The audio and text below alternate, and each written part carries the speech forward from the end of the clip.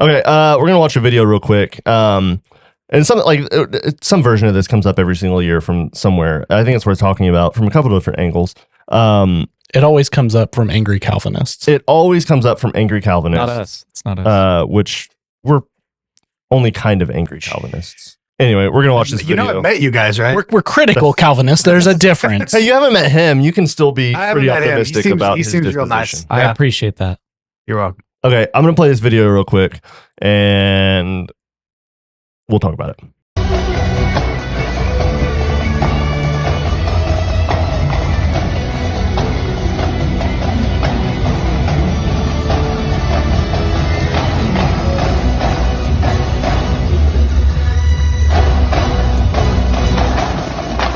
So the first thing would be okay, it's really freaking cool.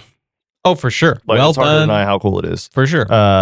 Yeah. So what are your thoughts, Nathan? We'll start with you. Oh no. What did you think this was when we invited you to critical Levitical? Oh boy. I am so torn. Well, first of all, that's not a worship service, right? No. It's like a special thing. Yeah, and I'm going to talk about that a little bit, but yes, you're right. If it was That a worship helps. service, then gross, but I don't know how I feel about it. It's super cool. I don't know that that's what they should spend $60 million on every year. Yeah. To be honest about it, but I don't know. I'm torn on the whole thing. Because, you get into the whole the Jews adorned the temple with solid gold, so that wasn't super cheap either. And God told them what to do. It's like, that's always one of the defenses, right? Right. It's always, yeah. So I don't know. I'm torn. My instinct is gross. That's way over the top. But then I don't know if I have an actual logical justification or biblical justification for that feeling. So like any good, maybe you can give me one. No, we don't do that here. Oh man. So it's not a worship service. It is not. Well, yeah. So it's technically, it's an event they do. Okay. For several weekends before. Maybe I don't know about several. Maybe they do. They do a bunch of events leading up to Christmas. It's usually starting the weekend after Thanksgiving or something. Yeah, careful. His whole tune will change if you say they do it for several weeks before Christmas. Yeah, I don't know exactly. A lot of my family goes because they're down there.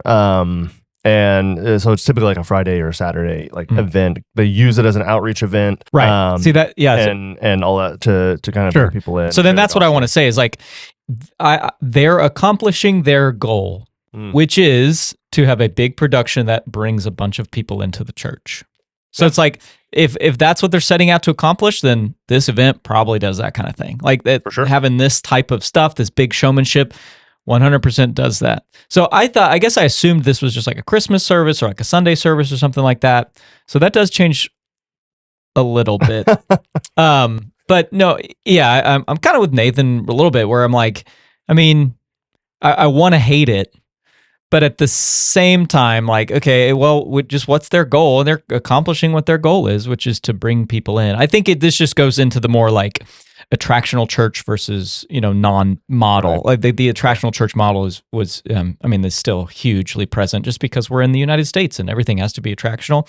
So that definitely goes into that. And here's what I would say: I've never been to a Sunday service there. I would imagine they do similar, not this over the top, but that their Sunday service is still structured similarly, where it's very showman, it's very performance based, if I had to guess. Yeah, I've never been to their main campus on a Sunday. Yeah. I have been to men's conferences at their church, and it's obviously very high quality. Yeah. It's not as Trans-Siberian Orchestra-ish, obviously it's very, very good. And I've had good experiences for the most part. I've been to, I think, more services at one of their satellite campuses that are kind of more what you would expect, just band preaching. Okay. Yeah, sure. Yeah.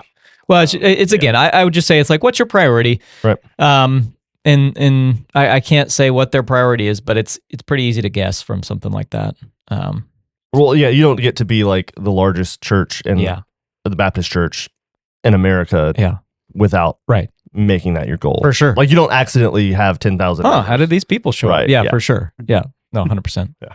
Guess they all really wanted to hear about Jesus. That's great. Yeah, this is amazing. Nothing to do with the floating light up snares. Yeah, what do you got? It's so hard not to be sarcastic. I'm sorry. I know. Hey, this is a critical Levitical podcast. I know. I'm trying to be nice.